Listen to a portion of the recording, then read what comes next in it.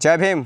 दोस्तों 25 नवंबर 1949 को बाबा साहब डॉक्टर बी.आर. अम्बेडकर जी ने संविधान सभा में भाषण देते हुए कहा था कि संविधान कितना भी अच्छा क्यों ना हो, वह अपने आप लागू नहीं होता, उसे लागू करना पड़ता है। ऐसे में जिन लोगों के ऊपर संविधान लागू करने की जिम्मेदारी होती है या उन पर निर्भर करता है कि वो संविधान को कितनी ईमानदारी और प्रभावी ढंग से लागू करते हैं, उनका भाषण आज भी प्रभावी है।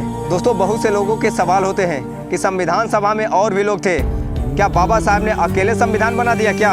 तो दोस्तों 5 नवंबर 1948 को संविधान प्रारूप समिति के सदस्य रहे टी.टी. कृष्णामाचारी ने कहा था कि मैं सदन में उनमें से एक हूं जिन्होंने डॉक्टर बी.आर. अम्बेडकर जी को बड़े ध्यान से सुना है। मुझे पता है कि संविधान के प्रारूपण के काम में उन्होंने कितना संघर्ष किया है, कितना उत्साह दिखाया है। एक अमेरिका में था और उसका स्थान नहीं भरा गया। एक अन्य व्यक्ति जो राज्य के कार्यों में व्यस्त था, उसका भी स्थान नहीं भरा गया।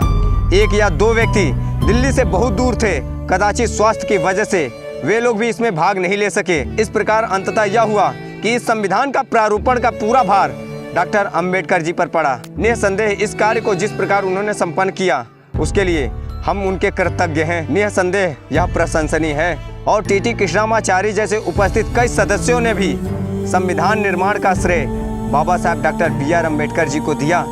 इसलिए बाबा साहब जी को संविधान निर्माण का शिल्पकार कहा जाता है। लेकिन भारतीय जातिवादी मानसिकता ने इस महापुरुष की हमेशा से उपेक्षा ही की गई। भारत में शायद ही कोई दूसरा ऐसा व्यक्ति हो जिसने देश के निर्माण, उत्थान और प्रगति के लिए थोड़े समय में ही इतना कुछ कार्य किया हो जितना बाबा साहब ने किया है। और शायद ही कोई ऐसा व्यक्ति हो जो जिंदा आलोचनाओं आदि का उतना शिकार हुआ हो जितना कि हमारे बाबा साहब डॉक्टर बी.आर. अम्बेडकर जी हुए हैं। हमें ये बात हमेशा याद रखनी चाहिए कि हमारे पूर्वजों के संघर्ष और बलिदान कभी व्यर्थ नहीं जाने चाहिए। आधुनिक भारत के निर्माता डॉक्टर बाबा साहब बी.आर. अम्बेडकर जी ने वह कर दिखाया जो उस समय सोच पाना मुश्किल ही नहीं, नामुमकिन था। हम लोग गणतंत्र के महानायक परम पूज्य बाबा साहब डॉक्टर बी.आर. अम्बेडकर जी के हमेशा ऋणी रहेंगे, जिन्होंने समता समानता पर आधारित दुनिया का सबसे बड़ा लिखित संविधान दिया। इसलिए आज के दिन इस महानायक को दिल से नमन करते हुए कहते हैं, थैंक यू बाबा साहब।